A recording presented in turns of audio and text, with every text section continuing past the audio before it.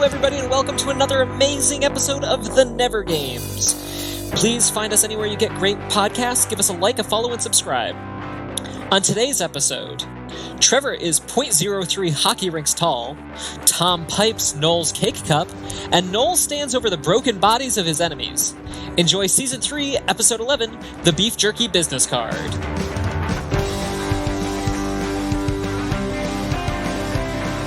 All right, and let's start this episode off hot. That's right. Yeah. We're going to start with Theme Between the Lines like we do every week. You slowed down so quickly. We're going to start hot! Hot! Ice. All right, let's get into this game now. All right, we're going to start this... fuck. All right, we're going to start this episode off hot. That's right, with Theme Between the Lines. Same way we start off every week, but this one's got a little Noel spin on it, meaning that it's extra hard. So, yeah, Like flavors. Yes. All right, maybe it won't be that hard.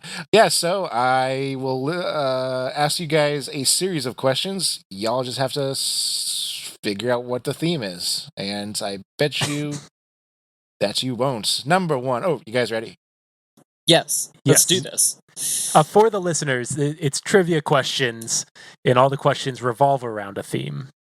And if you think you know what this week's secret theme is, Oh, yeah. hit us well, up on social media at _never_games. I Or was- email us to hello@thenevergames.com. Let's get into it. I was just too excited to start. I didn't want to get bogged down with all these formalities. All right, number one. The Allen wrench, the thing that's in every IKEA product, is named Allen. Why? Number A, the Allen Manufacturing Company, where it was developed. Number B, after astronaut Alan Shepard said he used one during maintenance on the Apollo 14 mission. Number C, the nickname started because of the ease of the use of the tool. It was so easy, all engineers can use it. This later got shortened to Allen, all engineers. Or number D, Tim Allen once built a fence with an Allen wrench on Home Improvement, a feat so impressive the tool was named after him. I'm going to go A. I'm gonna go with the all engineers. All right. One. It's between that and the astronaut. All right. We do have a point on the board. Congratulations to Tom. It was A. Ah. I did not fool him at all. A for Allen wrench. There you go. That's my tactic for this game. Oh, God. I did fool Trevor on that one twice, which was great. Yeah, very upsetting. All right. Number two.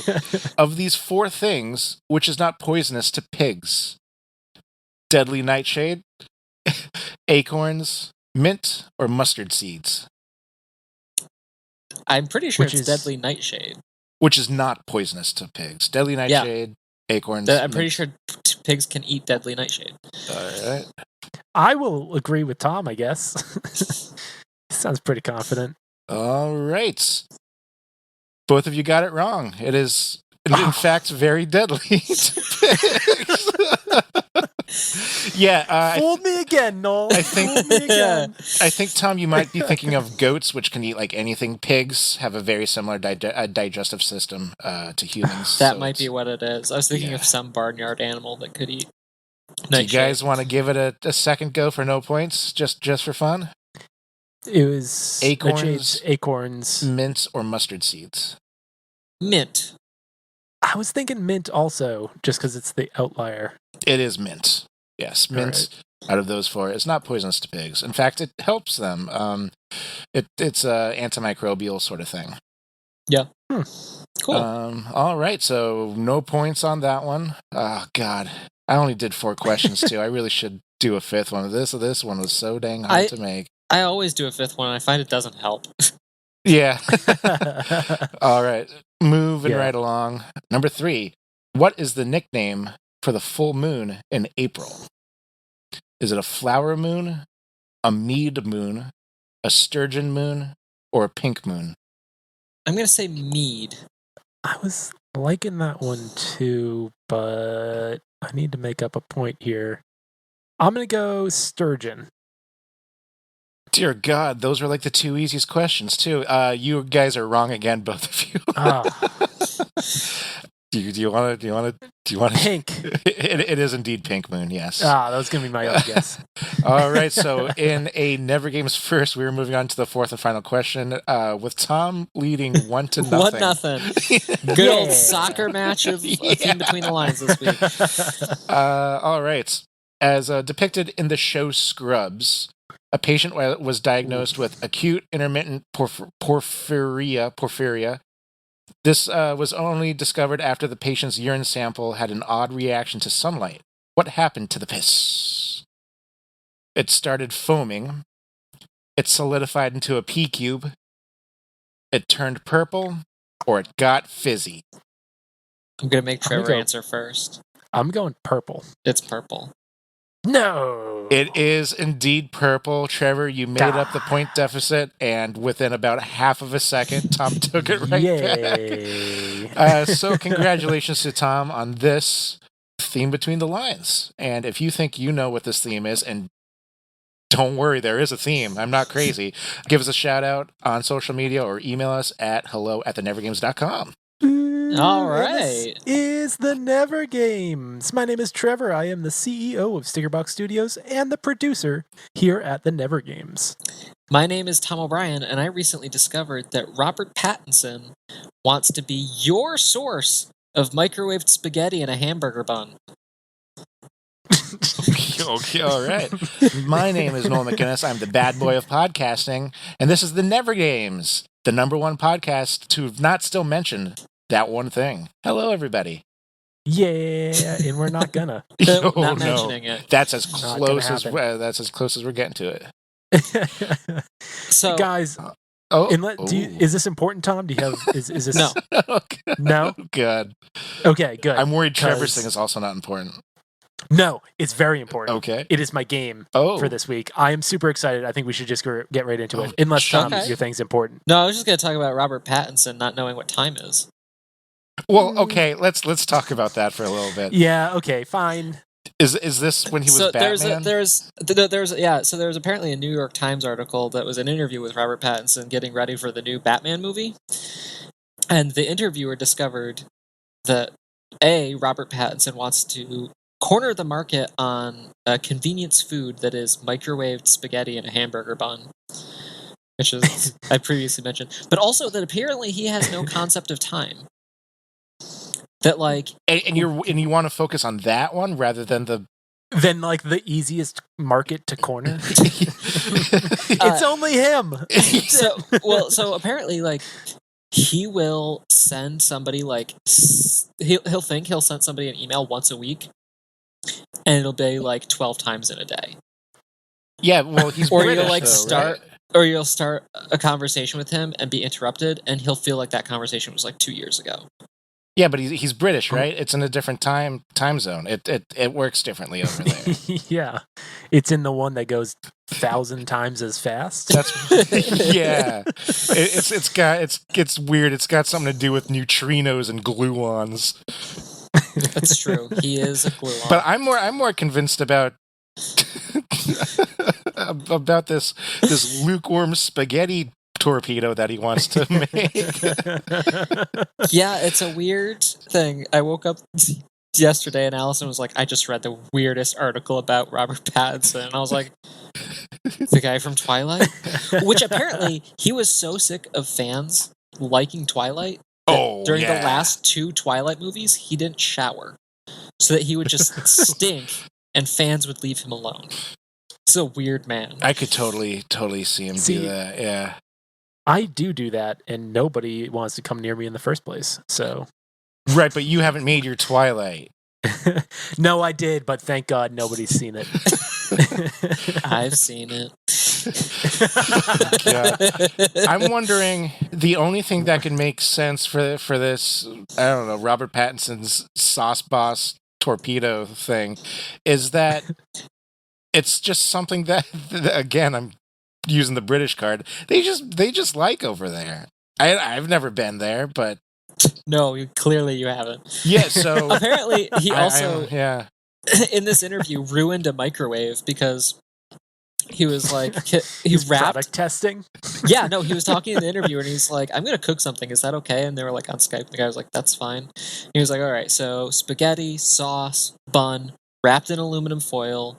Can I stick this in the microwave? And the guy was like, no, you can't stick aluminum foil in the microwave. You can put it in an And oven. he did it anyway. Well, he walked around the kitchen and then was like, oh, here's the oven. And the guy was like, no, that's the microwave. And he was like, no, I'm pretty sure it's the oven. Put it in. And it caught the microwave on fire. Is there a video of this? I don't Is this think like a video interview or is it?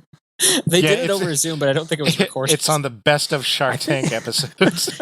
Yeah. I think he's concussed. Did anybody check if he's concussed? I'm beginning to wonder if his lack of bathing wasn't voluntary.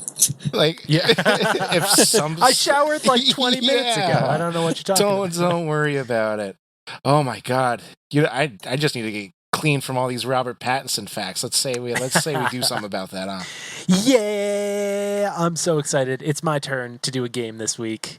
And so I had a very, very crazy, busy couple of weeks now. So I was going to mail it in this week and just bring back a game that both of you had said that you liked. And in the process of that, I realized that there was a simple little twist that I could make. Oh. So this week we are going to be playing The Hero's Corny.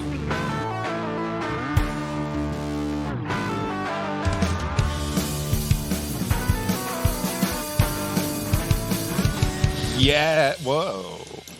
Okay. Yeah. So, for anybody out there listening, we played a game back in Season 3, Episode 2 that was called The Hero's Journey. And that was a game where we followed a story structure that Dan Harmon has talked about that was 8 steps and sort of built the path of the storyline for a hero who goes on an adventure and returns home changed. In this game, rather than a hero going on an adventure, we're making a super corny rom-com. Oh, it's not about corn. It may be. Okay. We haven't made those calls yet. We can. All right. So this is a 7-step story structure. It comes from a book written in 2000 by a guy named Billy Murnett called Writing the Romantic Comedy. So the rules are going to be the same as the last game for anybody who didn't hear that. Basically, for each of these steps, I'm going to ask these two to each give a different answer of what happens in the story at that point. Whoever's I like the best gets the point, and their version of the story becomes canon. There might be times when I also ask for just stuff that becomes canon. At any point in time, I can decide anything becomes canon. This one, we have 6 points where you can, or 6 steps in this story structure where you can get points. Are you ready to go? Let's do it. Yeah. Now, are you looking for like the most cliche thing or like... So the story structure of this is going to lead to cliches. I don't think you have to go way out of your way to find them, but if they're there, they're there for a reason. Would you point at, like, if I say like a super obvious cliche, would you give that a point, or are you looking for more of creativity? I think more creativity and whatever leads to the best story is what I'm going to go with. And remember, Noel, Trevor's never seen a movie ever, so feel free to steal liberally. Oh, yeah. God. And it was this guy's sled all along. That's crazy. It's no one saw it coming. Tom Hanks owns this bookstore. Yeah. All right. Step 1 on the 7-step process. This is not going to be for a point. This is called the chemical equation. This is where we build the background and find out who our 2 characters are that are going to fall in love in this story. So last time we played this game, I let you each pick the name of characters, and we ended up with Emily, Bobby Boy, and Narton. Narton Cleves. So this time I am choosing the names, and our 2 characters will be named Noel and Tom. So, Wow, you're really adding in the creativity already. I can see that this is a Yeah. progressive Brokeback Mountain. Unless Kind of. something weird happens. Rom-com. We have a lot of power. the point is, Noel and Tom are going to fall in love in this story. And Again. keep continuously having orgies. So, for this character setup, we're going to figure out what Noel and Tom have going on in their lives. I'm going to start. Tom, tell me, what does Noel do for a living? Noel is a British expat who runs a cupcake shop. So it's going to be a Hallmark rom-com. Interesting. Craft cupcakes. All right. And Noel, tell me, what is Noel currently trying to achieve in life? What's his current goal that he's striving for? To make cupcakes. But like bigger than that. Okay. So this needs to be something that's like separate from romantic search. Like this is it could be a career goal or a life goal, something Open like a second that. cupcake shop. To be on to be on the Food Channel. Like with my own show. Okay, Noel wants to get a show on the Food Channel. Celebrity chef. And it will be called it doesn't matter, I'll think of something. It will be called Narton Cleave's Power Hour. God damn. Doesn't have your name or the cupcakes in the title. With Noel. So, Yeah. With Noel. All right. Tom, tell me, who is a side character that has a relationship with Noel? Tell me what the relationship is, and I'll let you give a name for this character also. It's going to be Noel's mom, who's very involved in Noel's life. Noel, what's your mom's name? Mary. Mary. Okay. We're just going to stick to that. And is very involved in the cupcake shop. All right. And now we're going to move on to our character, Tom. So, Noel, tell me, what does Tom do for a living? So I've got two ideas. Do the second one. Okay. So Tom was a Wall Street boy for a little bit. Like a investment banker? I was going to say stockbroker, but I don't think that's the right. He's the one that actually like wears the nifty jacket and holds a piece of paper and yells at a TV screen. Yeah, broker. Okay, yeah. All right. And he's been doing that for so many years, and he's been getting bogged down. So he decided to move to the small town just to get away from it all. Small town USA. Who just moved to small town USA. Somewhere in the mountains. We'll call that our setting. This is small town USA. Smalton. Smalton. Right USA. Right next to Smallville. Yep. Smalton. Right next to Smallville, USA. Good. All right. So, Tom, tell me, what is Tom's current goal in life? To find his new passion. He's been doing stock brokerage for so long that he's rich out the wazoo, but he doesn't know what to do to occupy his time anymore. Yeah, he knows all 500 S&Ps. He needs to think about something else for a little bit. Yeah, he needs some hobbies, some new passions. Okay. All right. And Noel, tell me, who is a side character and what is their relation to Tom? Oh God. I'm blanking on a name because he keeps censoring my names. Do a human name this time. Yeah. That might help. Yeah, so Tom's neighbor is a very good friend of his. And his name is Mark Clark. And he was the first person... Oh, do I need a backstory or no? Very brief one. He was the first person that Tom met once he moved, and they're just two guys sharing a couple cold ones, watching the game, and just chatting about the world. All right. Well, there we have it. We have our characters. We have our scene, Smalton, and we'll move on to step number 2. This is the first one that's going to be for a point. This is called the meet cute. This is where the characters meet for the first time. It's usually in some adorable, funny, or interesting way.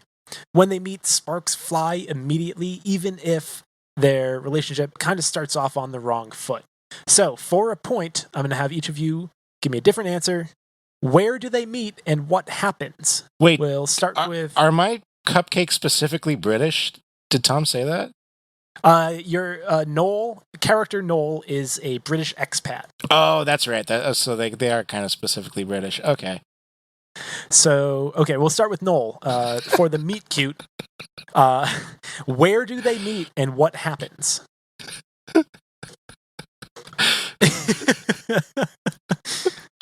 Can I go first? Yeah. Okay. So I'm working on my specifically British cupcakes, and Tom walks into the cupcake store, and he asks me how business is going, and I say, not so well. And then he says, why? And then was like, well, no one wants to buy my British cupcakes. He asked me, all right, well then, can I have one? I just want to see what's going on. Maybe I can help. And then I give him a British cupcake, and it's not like an American cupcake. It's a meat pie cupcake. Yeah.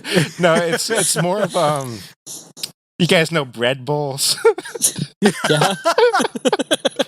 So it's just It's filled with frosting. It's a full size bread bowl. No. It's frosting. just it's a cup made out of cake filled with frosting. And then he says, "This isn't how you make a cupcake, but it's delicious." And then I say, "You're the one that's delicious." And then the theme moving too far down the line, but we'll say it's in the cupcake shop, and Noel gives Tom a free specialty, just a British shot glass full of frosting. Yeah, a cake cup. Yeah. All right, Tom, what's your version of the meet cute? We meet in Smalton's combination bank/post office. And we have cute, witty banter because there's only one pen. Like the pens that are on a chain, there's only one, and we both need it. Okay, all right. I think I gotta give this one to Noel. I think that shit's canon now. The story of the cake cups and giving one for free is a way to sort of impress Tom. So that means Noel gets 1 point. And we have our meet cute. Step 3 in this process is known as a sexy complication, also known as the first turning point. So at this point, one or both characters starts to see the other through a different lens. They're not together, but they're starting to have a lot of romantic tension. This stage involves a new development that raises the stakes for one or both characters, often putting them at odds between their goals and their growing feelings for the other person. So, for a point, what is the sexy complication? What situation arises that kind of gets in the way? And we'll start with Tom this time. Having lunch with Noel, I find out that Noel wants to be a Food Network star. And I say, oh, I know somebody at the Food Network, and jump on a call without asking if that's okay first. But then get into a big fight with the person at the Food Network over the phone call, and Noel feels like I ruined his chances to achieve his dream. Okay. All right. So Noel is now seeing the stockbroker side of Tom. Overly aggressive and... Yeah, and possibly gets in the way of his goal a little bit. That's good. All right, Noel, what's your version? Yeah, so me and Tom have been hanging out for quite some time, and everything's going cool. Kind of just like Tom's. We were sitting down for lunch, and then we got up, took a walk around town, and then we pass this model train store, and Tom automatically stops, like. The veil that has been over his covering his eyes for his entire life has been lifted, and you can't stop talking about. Oh, sorry, Tom can't stop talking about model trains, and he's so enthused by him, so much so that he kind of stops talking to Noel. He's having these a little too frequent yard sales, just trying to get things out of his house so he can sort of have more room to work with his model trains. So much so that there's kind of like an overflow of items and people sort of spilling over into my yard, and the porta potties and the event staff have both not been cleaned. Wow. Okay. Yeah. That's a big complication. Are we neighbors? Yeah, we're neighbors. No, shit, we're not neighbors. No. Well, that's how You're thinking of Mark Clark. That's how who's Tom's neighbor. Yeah, but that's how big this yard sale is and how small this town is. Yeah, so I'm happy for Tom that he might have found his new passion, but I'm disappointed that he's spending too much time with it. Okay. Oh, those are both pretty good, but I think I got to go with Tom on this one. I think sort of the reveal of the character behind the scenes for Tom, the aggressive stockbroker person, sort of getting in the way of British cupcake baking Noel, is what he was sort of seeing out of small town Tom. I don't think that was it. I think it was just the neighbor slip up. That's the reason why you don't want to give me a point. It didn't help. Yeah. All right. That brings us on to step number 4, which is called the hook. And this is where our lovebirds are still committed to their personal goals over their budding feelings. But now a new situation arises in which the characters are now bound together. They're going to be spending a whole lot more time together because of this situation. So, for a point, tell me, what happens to bring our characters together? Yeah, so Johnson B. Food, the president and founder of the Food Network, just kind of stopped by the town of Smalton just on happenstance. And he just walks around and he decides to go into my cake cup store and he says, "Wow, Noel, this stuff is really good. However, you don't have the ratio right. If you do a little bit more research and get a business model and plan, you might have something, and then you can call me later." And then he hands out his business card, which is indeed beef jerky. I was going to say a cracker. and then I start thinking to myself, it's like, yeah, well, American cupcakes isn't that much of a sin. I think I could pull that off, but I need someone who's good with money. And the town, with it being 21 people, it's usually 20, but Johnson B. Food is living there. Or is just staying there. Visiting. Oh, yeah. visiting. Visiting, Okay. yeah, All right. yeah.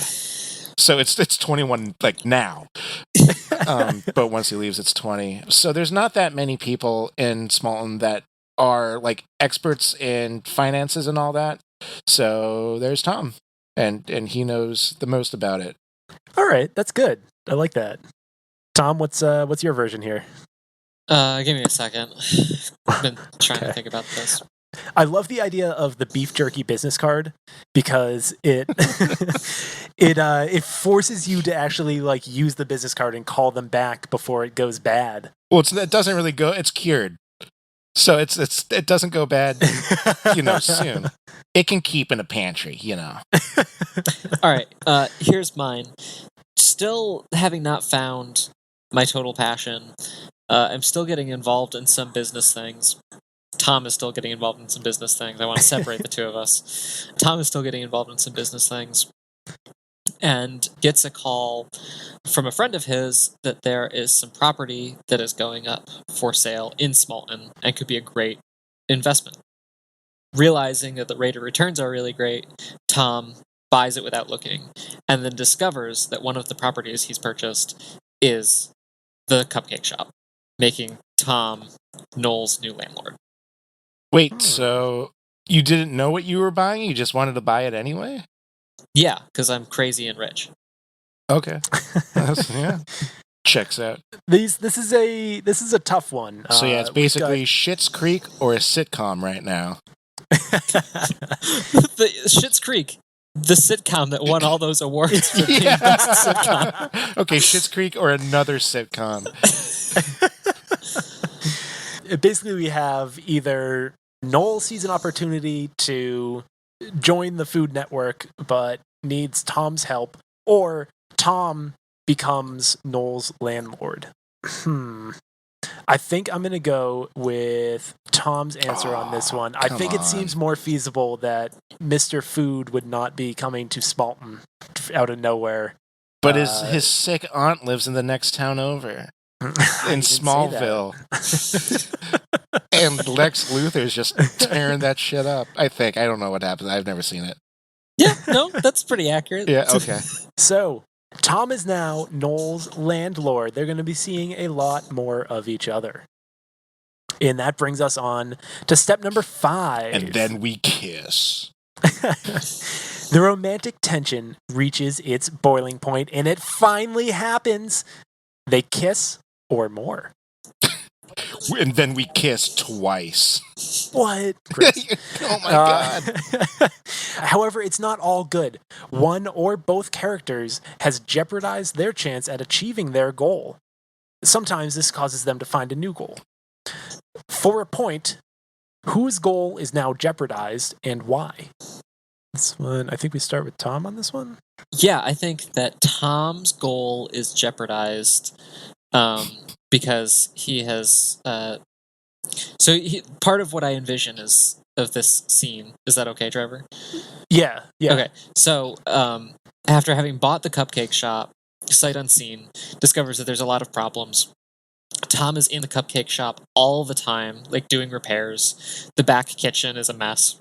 But he's becoming more and more obsessed with the financial success of this. It's a big investment for him.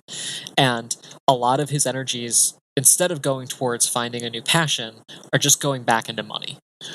And then late one night, Tom is not wearing is wearing just like an undershirt, having fixed some piping.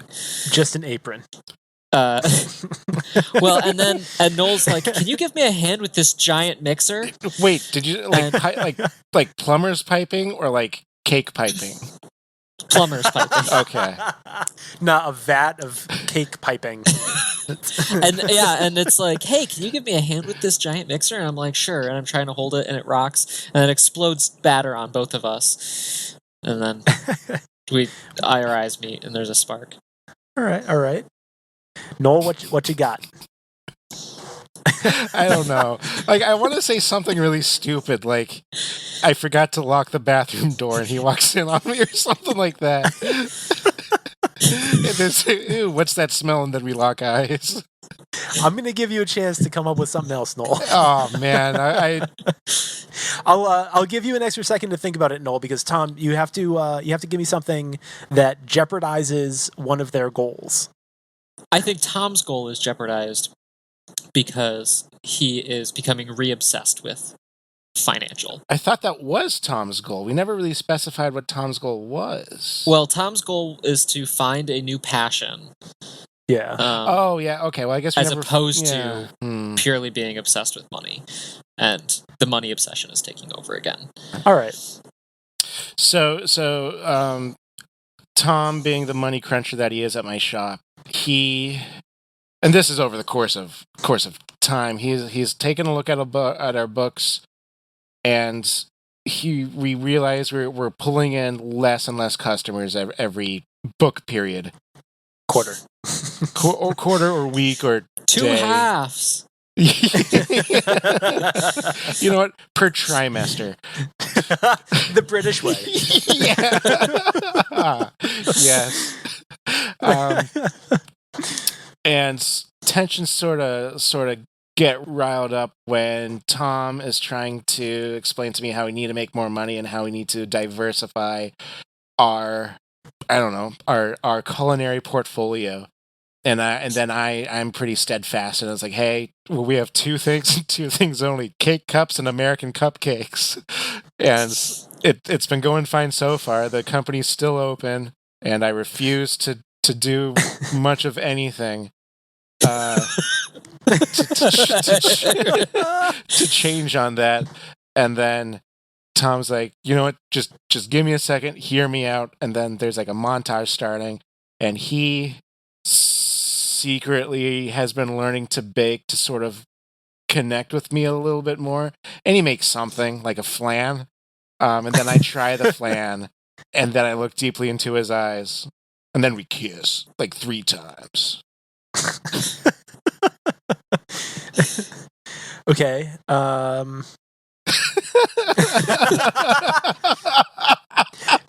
Whose goal is jeopardized by the hookup? It's not really by the hookup, it's by what happened before the hookup. The hookup kind of saved everything. So Noel wasn't really going to do anything and was more likely to have his store shut down and his life sort of rocked. But then Tom kind of comes in and saves the day, and then that sort of is what sparks things up. Okay. So the hindrance to Noel's goal is laziness. No, just stubbornness, I guess, because, I wanted to be that person that had one thing. I was like the cupcake guy, or the cake boss, or the fish monger. I wanted to be one of those. I didn't want to say like, here's how you make that, here's how you make this. So I don't know. I have a code and I'm sticking to it, sort of thing. All right. So what happens in Noel's version is Tom is trying to, for one, get him to bake different things. He's saying no. Tom is also learning how to bake on his own, and that really gets Noel's gears turning. Yeah. And Tom, yours was that Tom's goal of finding a new goal is jeopardized because he gets too caught up in helping Noel achieve his goal, specifically by leaning in on the financial end of his work. He goes back into the dark space in an attempt to get the shop to a financially solvent point. Trevor, the way you're describing both of these are just out of this park. So I think I'm going to split the point on this. Wow. Okay. I think that what I'm going to say is that so I like that Tom learns to bake. I like that that's what really gets Noel going. I also like that Tom has his goals jeopardized because of how much his feelings for Noel are getting in the way. Yeah, so I think I'm gonna leave it at that and split the point. Damn. I was convinced I was going to lose so badly on that one. You would have if you'd gone with We Kiss because of a snaky shed.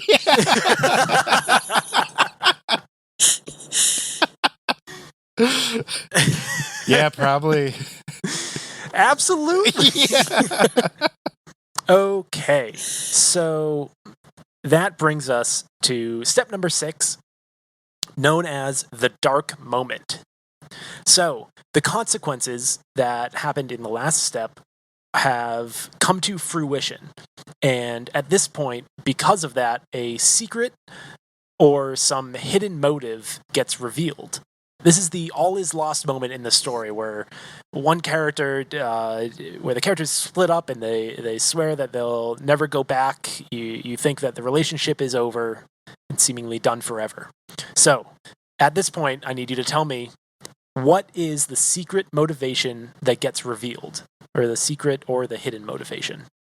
So, I don't know. Something happens in the cake shop. Some issue that's, menial. Like, Tom mixed up the plumbing piping and the cake piping. And then I get really, really frustrated because that's not a small thing. Oh God, our business is flooded and this cake is inedible.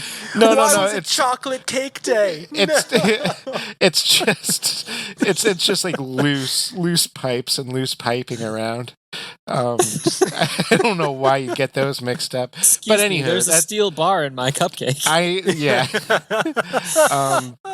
And the sink's spitting out frosting. Yeah. And then we start having a little tiff, and it sort of snowballs into this big thing. And then Tom just says, you know what, I've been meaning to tell you this for a little bit. I've sold my house and I'm moving back to the big city, and I got to get back into the hustle and bustle of the stock man. Bulls and bears, bears and bulls. All right. So the secret motive is that Tom's work on the financial end of Noel's business has reignited his love for stock brokerage. I don't know if it's as much as it is his love for stock brokerage, but it's he's learning how he's not really he can't fit in as well as he thought he could in Smolton. There's pipes in my cupcakes. I can't keep doing that. It's a little bit of both. Yeah. All right. Tom, what's your version here? So Tom's still obsessed with the financial success of this business and wanting to do what's best for Noel, oversteps his bounds. Without discussing it with Noel, signs paperwork to start a Noel's Cupcakes franchise. To start letting people license the name, selling off recipes. I believe it was Narton Cleave's Cupcakes. Yeah, right. That's right. No, the TV show was Narton Cleave's Power Hour featuring Noel. Power Hour. Yeah. They're not going to call it Cup Cleaves or anything like that. Cleaves cakes. Oh God. Both of those are just absolutely disgusting. So then Tom comes to Noel and says, I've got phenomenal news. I've got 3 franchisees who are going to pay us $1 million to franchise Noel's Cupcakes, and we can use that money to go to Hollywood and set up a meeting with John B. Food. And Noel's Johnson B. Food. Johnson B. Food. He's got a last name for his first name. He's one of those eccentric billionaires. Yeah, and I'm like, this is great. This will fund your dream. And Noel's like, no, this shop is too important to me. Like, this is my baby. You can't just franchise it. You had to talk to me about this first. And you don't understand me at all. And storms off. And then Tom walks home in the rain. Nice touch on the rain. All right. Doesn't care that he's wet. Just like dripping off his face. No one can see his tears. All right. I think I got to go with Tom on this one. So that then becomes canon. Tom has made an attempt at franchising Noel's Cupcakes, and Noel is not a fan. Says, how dare you? This is mine. This is not yours. You're just my landlord. I really overstepped my bounds. Yeah. Noel is wishing that he had actually gone through with the copyright paperwork. All right, and that brings us on to the 7th and final step, known as the joyful defeat, also known as the resolution. This is the reconciliation moment, the love conquers all, the boombox over the head moment, where they realize that love is the most important thing. So this is still, however, a romantic comedy. So I want for you to tell me what the scene is and what is the comedic moment in the scene that breaks the sappy tension. I'm going first here. Yeah. All right. Despite their big fight, Tom, still has to do things around the shop. And one day Noel is gone for lunch, and someone comes in, and Tom comes out and it's just like, how can I help you? There's someone who's like, I've heard that these are phenomenal cupcakes. And it is Johnson B. Food.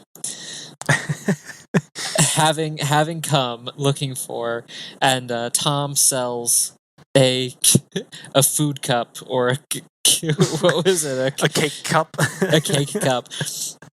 And Johnson B. Food's like, I'm impressed by your skill, young man. And I'm like, oh, it's not me. It's Noel. It's all Noel. It's always been Noel.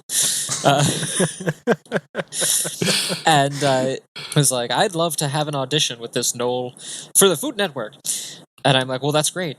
And Tom, in a big romantic gesture, personally out of his own funds, pays off the fees for breaking the franchise and buys 2 first-class tickets to Hollywood and surprises Noel, who is on a date comes over to Noel's house and it's just like, hey, I've got a surprise for you. And somebody else answers the door and it's like, who are you?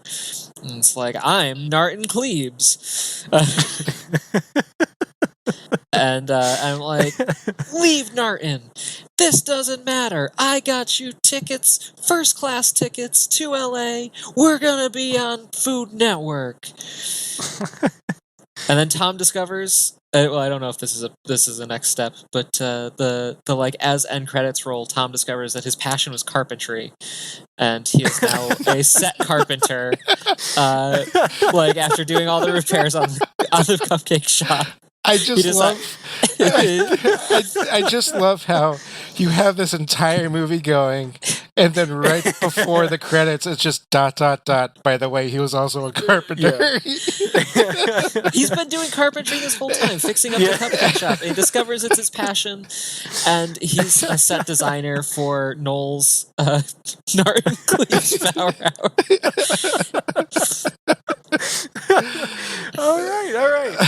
All right, Noel. Let's hear it. What do you got? Yeah. So things are definitely still tense. Tom has taken some brief time off from the store, not too long, so this store doesn't go in disrepair, but long enough to make him a bad landlord. Yeah. So about 7 hours. How often are you calling your landlord? No, that's how long it takes to make a bad landlord. So I'm doing stuff. I'm sort of winding down for the day, and I hear the little the dinger bell on the door, and I look up, and lo and behold, it's Johnson P. Food. Wait, is it Johnson P. Food or Johnson B. Food? A B. Did I say P? I thought you said P that time. That's his brother. It's Johnson P. Food and his brother Johnson P. Food. Oh shit! I don't think this was canon, but I'm going with it anyway. He talks to Noel. And he says, "I've made one of the biggest mistakes in the food family and the food channel industry. I passed you up, and that's why I personally came out here to say that yes, you do indeed have a slot. You can start filming a pilot. If everyone digs it, then you'll be a shoo-in for the fall sweeps season." Not really sure what any of that means. You know what fall is, though, right? Yeah, I do know what fall is, and I do know what a season is. And then I say, "Mister, you got yourself a deal." And then it's like, "Wonderful. I'll start whipping up the paperwork. But before I go, can I have one of your famous British cake cups?" I was like, "You got it, governor." I forgot he was British.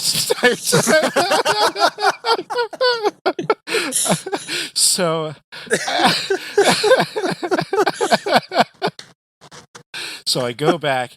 I should have been saying governor more throughout the whole thing. Yeah, how did we forget? I would have had like 4 more points.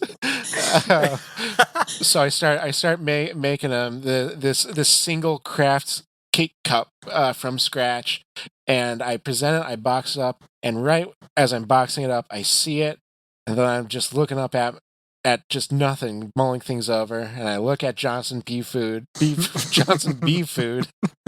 They're both there, and then I look. They're twin brothers. Yeah. And they're both there. and I'm alternating staring between Johnson Food and wow, it sounds a lot weirder without the middle initial. And Does it? Back at the cake cup, and then I'm just fixated on the cake cup, and I run out the back door, and then I go to Tom's house, and then I do this juicy monologue that I'm not going to get into. No dialogue necessary. Yeah, and then I give him the cake cup, and he bites into it, and there's like a wedding ring in it, but he bit down too hard, so we had to rush him to the dentist, and then he just says, "You're so sweet, sugar," and then roll credits.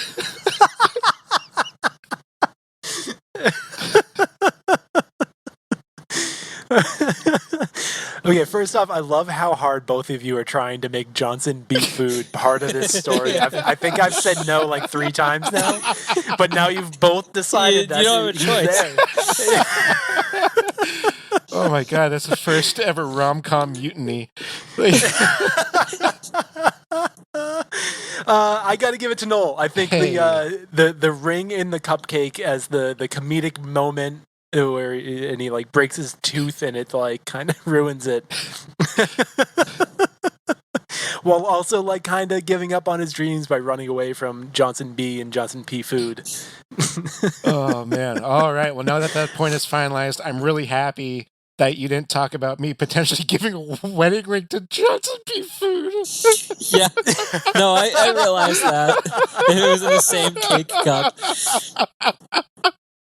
I figured it was like part of like a scene that we didn't see in the movie where you like, put the ring in there. That was the moment when the directors realized there wasn't going to be a sequel about me trying to date Johnson P food. Oh my god. All right. So Noel gets the last point, but the game still goes to Tom. Yes. What was the final score? I think it ended at 4.5 to 2.5. Oh, all right. And I did have a tiebreaker here. So my girlfriend wants to make sure I mention we ran this game yesterday just to make sure that it came together well. And we created a story where Noel was the owner of a small bookshop, and Tom was a high-powered lawyer involved in a class action lawsuit. And at the end, we came up with a name that it was going to be called Class Passion Lawsuit. So the tiebreaker was going to be, what is the title of this romantic comedy? I was trying to take think a of swing at it something. if you want to. Uh, Also, Mark Clark and Noel's mom never came into play. Oh, they did, but just like most side friends, they're not actually important to the plot. They were still there. Yeah. My mom was at the shop the entire time. The entire time. Yeah. She watched you run out, like shoving a ring into one of your cupcakes. Maybe it was your Where mom's ring. Yeah, Your mom was just yeah. like, Noel, Give me take that, my Mom. ring. Yeah, punch her in the face. Yeah. Okay, so do you have one, Tom? Or? But go ahead, Noel. Okay, so mine is called Pining for Love. Tom's destiny with carpentry really pays off romantically or something like that. Pine? Oh, I guess. Wood. But yeah. that's like you chose the most minor. It would be. It would make more sense to name this after Johnson P. Food. I was going to say that. No, Johnson P. Foods. Tom's pining for love. Yeah, that's just like me calling it romantic beef jerky. Like, All right, Tom. Do you? I think it's cake in parentheses, cup of you. So it's cake cup of you, but I don't know. I like mine better. I don't. Cake cup of love. Yeah, cake cup of love. Yeah, some sort of play on that. All right, I see where you're going with that. But it needs workshopped, but it's yeah. You know, we'd pass it to the writers. But you just want to jump into a break. Oh, jeez. Yes, Yeah, I a need break a sounds breather. great. Yeah.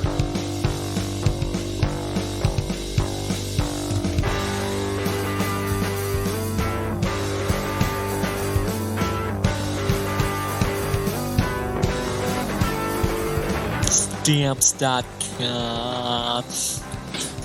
We're keeping that in, right, Trevor? That is the ad. That's all it is. Stamps.com. Do it as Jerry Seinfeld. What's the deal with Stamps.com? Oh my God, Kramer, Stamps.com. Since 1998, Stamps.com has been an indispensable tool. You're an indispensable tool. Oh, right. Well, Is that a compliment or an insult? today's episode of the Nerd Games is brought to you by Stamps.com. Since 1998, Stamps.com has been an indispensable tool for nearly 1 million businesses. Stamps.com brings the service of the U.S. Postal Service and UPS shipping right to your computer. Whether you're an office sending invoices, a side hustle Etsy shop, or a full-blown warehouse shipping out orders, Stamps.com will make your life easier. All you need is a computer and printer, and you don't need any other special supplies or equipment. Within minutes, you're up and running, printing official postage for any letter, any packet, any package, anywhere you want to send it. And you'll get exclusive discounts on postage and shipping from the USPS and UPS. Once your mail is ready, just schedule a pickup or drop it off. No traffic, no lines. Cut the confusion out of shipping with Stamps.com's new Rate Advisor tool. You can compare shipping rates and timelines to easily find the best option that suits your need.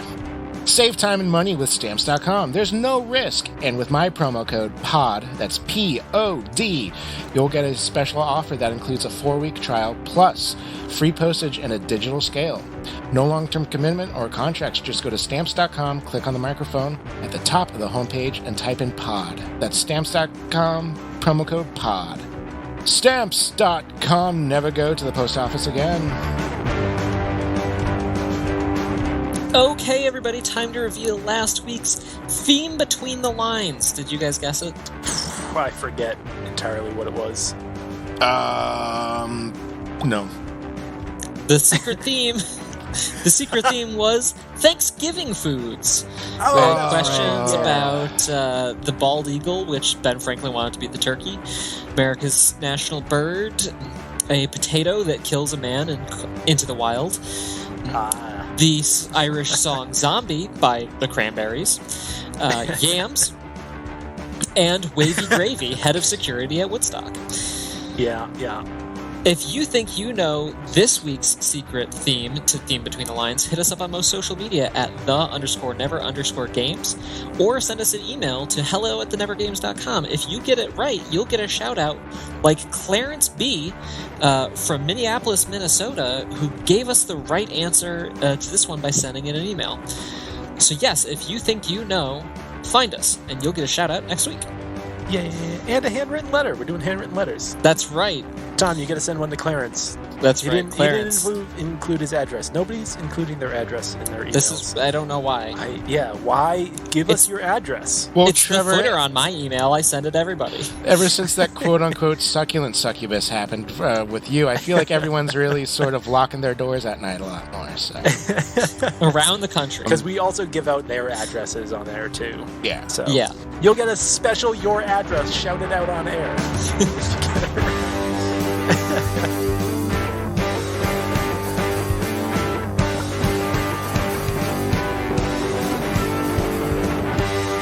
We all know the internet. We know the familiar. I have a vague awareness. Deep, horrid wells that it can sometimes manifest. That's the part I'm familiar with. There is something I discovered today that, first of all, it's basically a countdown to the end of the world. And it's going to end. Hold on, let me just pull it up here. All right, over under, Tom. How long? Oh yeah, 4 weeks. I'm thinking over. I'm thinking this is going to be like 16 years ish. So this is a very real threat coming very, very soon. As of the recording, the end of the world, which I don't think we'll be releasing until after the end of the world, but it is coming 7 days, 14 hours, 59 minutes, and 21 seconds. And this horrid thing that I've discovered is a website. It's known as arbysvodka.com.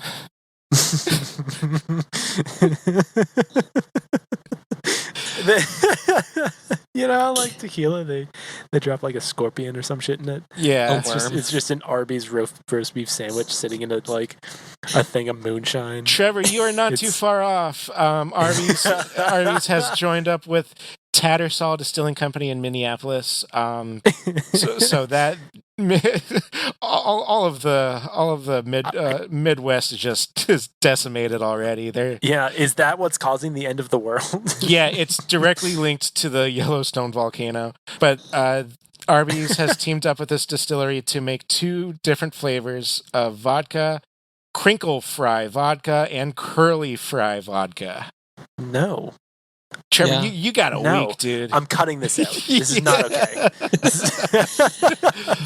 We may be rated explicit. There's still too much. Noel and Tom hooked up in the first part of this episode, Yeah. but this is the explicit part. So, God, I've been staring at this picture for like half an hour, and it still makes me want to vomit.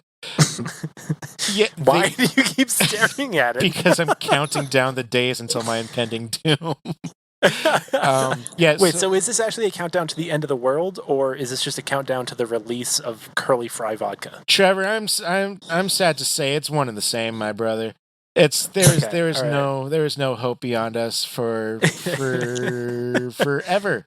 That's what it says. It's a good loser punishment for this year. Oh, all you can drink until it's gone. Wait, all you can Curly drink, Fry. or until it's gone? Like, if you're gonna drink, you have to drink Curly Fry vodka until there is no more Curly Fry vodka with left. a ketchup rim. Might help. Yeah. Yeah. Can you only get this at Arby's? You know what? Is Arby's allowed to sell alcohol? They give you so little information on this website. I have told you everything, including the fine print. Yeah. All right. Quantities are extremely limited, they say, so Good. Count yourself lucky.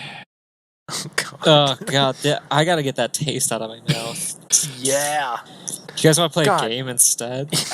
I wish I could send you a screenshot of this because it is just god awful. I'm glad that you can't. Oh man. Yeah. But yeah, let's play a game. All right. We're gonna play a game now called Cow Chickens.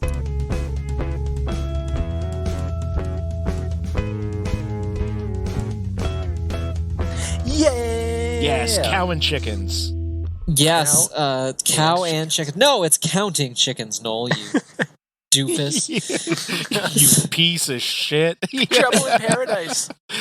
The way this game works, this is a lowest score game. I've got 5 different items with numerical values attached to them that revolve around a theme. These guys are going to try and guess that numerical value. The further off they are from that value, the higher their score goes. Lowest score wins at the end of 5 rounds. Make sense? Yeah. All right.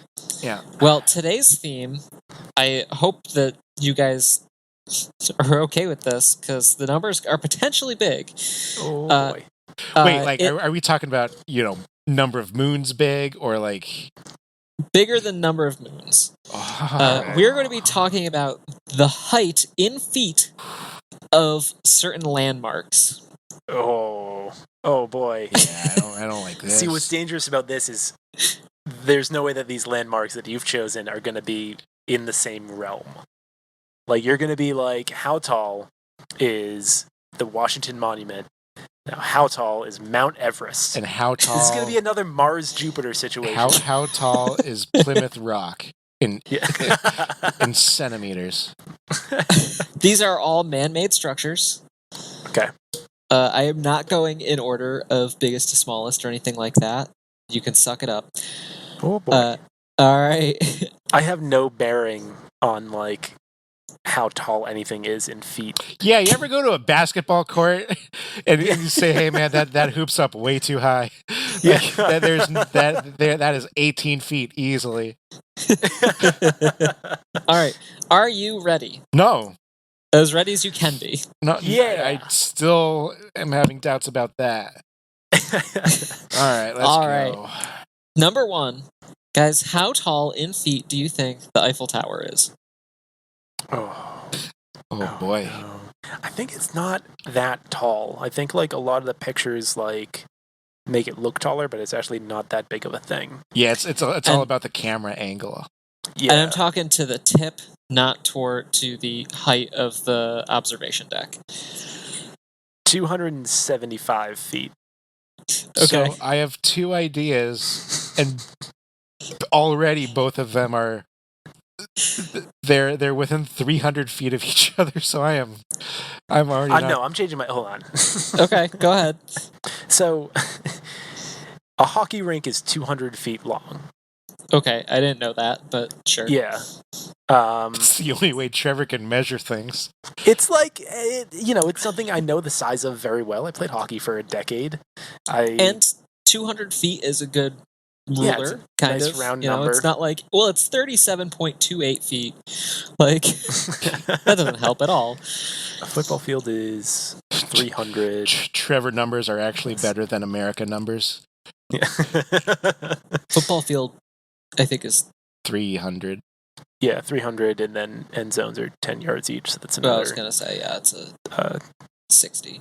I'm trying to picture. I know I've seen like memes or like graphs online that show like different landmarks stacked up next to each other. Yeah, I've seen this dozens of times. I can't remember any of it though. No idea. I'm gonna go 525 feet. 525 for Trevor. Nothing. I get no idea here. So I was going to say like 350 feet. And then y'all reminded me of a football field. It's got to be bigger than a football field. I don't know though, because I think that the Eiffel Tower was not meant to stay, if I remember correctly. No, it's just for like the World's, like the 1898 it was a World's Fair. It was a temporary structure. Yeah. Like, I think it got reinforced once they decided to make it permanent. Yeah. What you think, Noel? Oh no. 0. Yeah. You could end up in the lead if you say. Trevor, what did you say? 525. I'm going to say 600. Noel going 600. All right. That seems a lot. That seems high. You want to change it? I don't know, man. Yeah, I want to change. Okay. I want to say 375 feet. Okay, 375 for Noel. Yeah, just say the answer before I change it again. No number seems good. Yeah. Like, that number feels as good as like a foot and a half. It really does.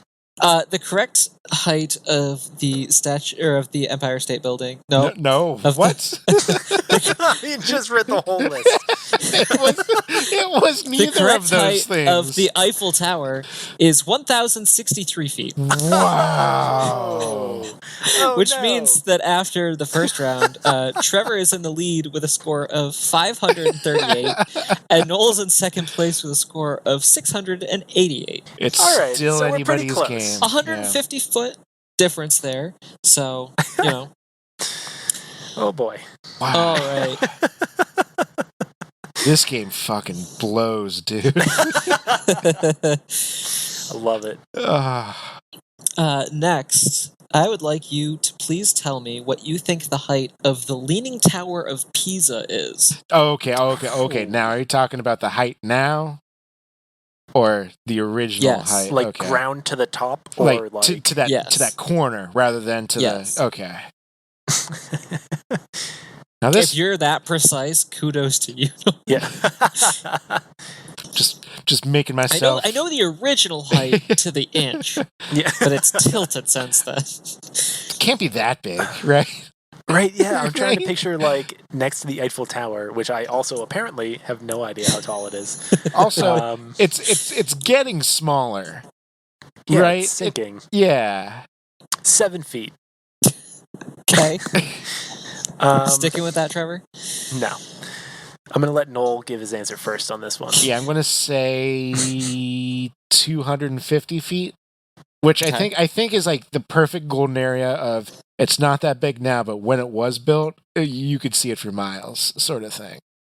I'm going to go 850. Wow. Oh, Okay. no. No. I mean, the Eiffel Tower was just over 1,000. I don't think it's as tall as that. 850 feet. You already locked in your answer, Noel. Yeah. No, I still feel confident. I've seen like pictures of people walking up it. You can do it. No. No? I don't think so. Okay. You saw pictures of people like holding it upright? Yeah. I'm pushing it. Yeah. So the Leaning Tower of Pisa is 186 feet.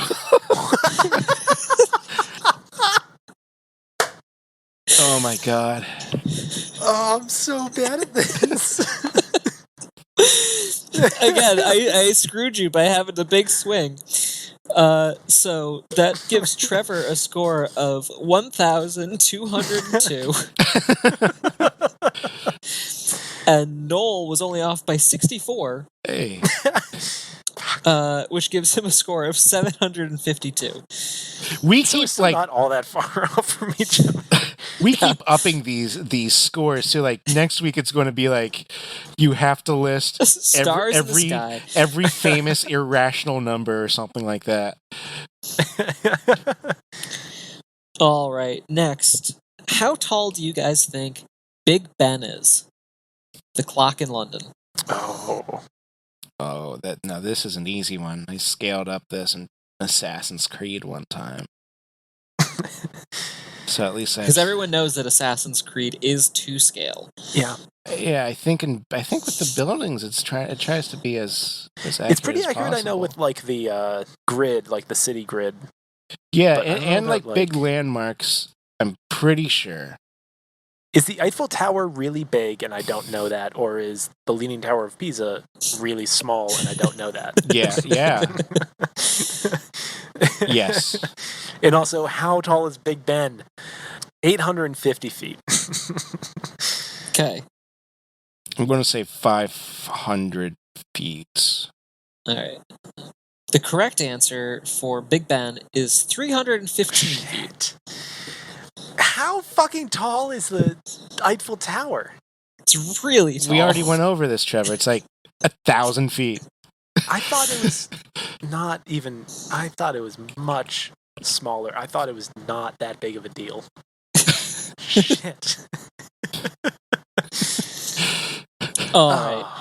I would love to see you narrating something on like the History Channel or something. Whoa, man, that's fucking big. I thought this was all lame looking at books and pictures, but no, this thing is massive. All right, so after 3 rounds, Noel is in the lead with a score of 937, and Trevor has 1,737. I think the game's over right now. No, you're answering first on both of these last two. Yeah, that's fine. All right, next, I would like you please to guess for me how tall is the Empire State Building? Oh boy. It's got to be over 1,000, right? Does it? Or under. Is it taller than the Eiffel Tower? Probably. I don't know. Like, when I'm thinking about it, no building should be over 1,000 feet. Like, that's a lot of feet, man. Like, how tall is... What is it? The Burj Khalifa? Is it like... It's big. I can tell you that. It's not one of the ones on my list. Okay, yeah. The Burj Khalifa is 2,717 feet. I'm honestly... really big. I'm still disappointed, though. It's only 2 Eiffel Towers is. 2.5. Almost 3. I am going to say 1,200 feet. Still seems like so much. But you see, I gotta make up ground on you, which means I have to go off in one direction or the other. You have to say 97,000 feet. I'm gonna go. No, you said 12? 1,200? 1,200. Yeah, 1,200. Yeah. I will go 1,475. Okay. Those are some good guesses. I was hoping only one of them would be good. The Empire State Building is 1,250 feet tall. Oh, I like this game. Hate it. All right, that's gonna give Noel a score of 987 because you're only off by 50. Still under the grand. And Trevor a score of 1,962. Oh man, I need another difference of 20 points, and then I beat Trevor by 1,000. I beat Trevor by an Eiffel Tower. All right. Okay. I gotta go like way off on this one, so it's probably gonna happen. Noel, say 0. Or maybe don't. Say 12,000. No, say 12 million. Can we let Tom say what it is first? Doesn't matter. All right, let's see. I am looking for the total height of the Statue of Liberty. No. Damn. From ground level to the tip of the torch. So that's the copper statue plus the pedestal. Plus the pedestal. I have no bearing on this game. Like, I have nothing outside of a hockey rink is 200 feet. 200 feet. Well, Trevor gets all deep. Like on this episode, he's thinking about his life choices now. Statue is only about 150 feet, I think, and the pedestal is at least double. Is like I'm going to say 450. Noel saying 450. And I have to beat him by 1,000. Yeah. Oh, and Trevor, the distance between the Earth and the Moon is 237,000 miles. So if you really want to beat me out of the park, you can always just say that. Yeah. One lunar distance. Yeah. It's not going to matter, so I'm going to try and nail it. I think that the statue is bigger than 150. I think it's probably closer to 200. Putting it at 599. Fuck it. Okay. God, I hate this game. The total height of the Statue of Liberty with pedestal is 305 feet 1 inch. The height of just the copper statue is 151 feet. Wow. Noel said 150. So, Yep. Huh. which means that on this round, Trevor's score was 294, Noel was 145. Yeah. Which means... I win. Yeah. Yeah. We don't have to do the math. Noel has a final lot. score of 1,132. Trevor has a final score of 2,256. Yes. We need to do some things that I like have some knowledge about. Well, you already explained what your knowledge was, and it's a pretty niche area. I wouldn't say that niche. All right. How next game, counting chickens, the lengths of different professional hockey rinks. The weight in grams of a hockey puck. Well, this has been counting chickens. Don't forget, do not count them before they hatch. There you go. You guys ready for some fake ads? Let's do some fake ads. Today's episode of the Never Games is brought to you by Fuddruckers. That's right. Fucksuckers is... Oh, no. Motherfuckers. No. Cocksuckers. Hold on. Let me start this again. Fucksuckers is America's favorite family-friendly, full-service restaurant. Come on in for your favorite dishes, including hot and steamed clams, foot-long hot dogs, hand-cranked pastas, and all your favorites. How do you crank a pasta, Tom? With a hand-cranked pasta machine, Noel. Okay. Anyways, remember, at Fucksuckers, we always request service with a smile. And you'll love your happy ending with our fudge blaster bombs and other tasty treats. This particular endorsement for Fucksuckers is brought to you by Fucksuckers 278, located in Blue Balls, Pennsylvania, at the intersection of Route 69 and the Hershey Highway. So when you first said Fucksuckers 268, I thought you were talking about like the local union that they not the store branch number. All right. Today's episode is also presented by the newest streaming service, Johnson P. Streaming. Oh man, that's a good one. Johnson B. Food may corner the television food market, but it doesn't it doesn't control streaming. Johnson P. Streaming Network has all of the food-related, specifically liquids, television shows that you want to watch.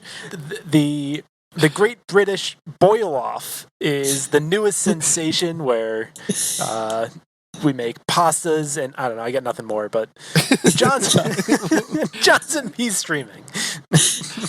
Oh, man. Today's episode of the Never Games is also brought to you by Coconut Kelly's Tiki Bar, Irish Pub, and Family Fun Zone, located off the I-5 in Smolton. You can do anything there. You can bring your kids and you can have fun and it's all good. They didn't pay a lot for this ad. Go to Coconut Kelly's Tiki Bar, Irish Pub, and Family Fun Zone today. Today's episode is also brought to you by the Never Games copywriting service. Yeah, it was weird. We had a dog at the store today called Coconut Kelly. I was like, that's the dumbest name I've ever heard. Allison's sister used to work for a restaurant called Carlos O'Kelly's. That was a Mexican restaurant. So I either thought Coconut Kelly's was either going to be what I said or Machine Gun Kelly's Jimmy Buffett cover band. I think that'd be also pretty cool. And thank you guys for joining us once again on another sublime auditory experience. Give us a like and follow wherever you get your podcasts. Give us a rating. It really helps us out more than you think. And if you really, really like the show, we have a Redbubble with some pretty insane things. We have a Moo Moo Melon line of products. If you want my face on a shower curtain, Jesus Christ, that's still up there. We should make some Noel's Cake Cups t-shirts. Yeah. So yeah, if you like that, go to our Redbubble. And if you're a big fan, we have a Patreon, which is patreon.com/thenevergames, where you can get lots of bonus content, personalized gifts. If you have not been able to guess a theme between the lines, you can join our Patreon. One of the levels has us handwriting thank you notes. Content starts as little as $1 a month, and all of the money will go towards actually producing the screenplay for we didn't come up with a name. Damn. Cupcake of Love. Cupcake of Love. No, pining a for Smalton love. Adventure. Pining for love. Johnson P. Foods, Pining for Love. Tom's battle with carpentry and his love for frosting. Not the plot, but the title. Patreon.com/thenevergames. And if you want to engage with us, you can reach out to us on social media. That's Twitter, Instagram, Facebook, at @the_never_games. Shoot us an email for a more private conversation to hello@thenevergames.com, or leave us a voicemail. Our phone number is 406-GAMES-24. That's 406-426-3724. Or, if you want to be really old school, we have a fax line now. That number is 587-329-4436. You can find all of this information on our website. That joke didn't land, apparently. No. Okay. Like, you gave out a real number. You can also find all of this information on our website, thenevergames.com. Whose number was that? It was a random number. All right. Still a number. You can find all of this information, including all of the music from today and every past episode, which is all done by a band called Good Damn It. That's Noel on the drums and Trevor on the everything else. Thank you again for listening to The Never Games. My name has been and will always be Noel McGinnis. I am Trevor Kelly, at least for now. My name is Tom O'Brien, as far as you know. This has been The Never Games, and do we play games? Almost Johnson B. Foods. Spencer Buck Studios production. Right, but you haven't made your Twilight. No, I did, but thank God nobody's seen it.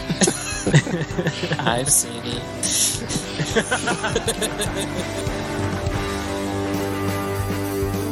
And it was this guy's sled all along. That's crazy. No one's... It's a meat pie cupcake. Yeah. No, it's more of you guys know bread bowls? Yeah. Book period. Quarter. Quarter or week or 2 day. halves. You know what? Per trimester. The British way. Yeah. You got it, governor. I forgot he was British.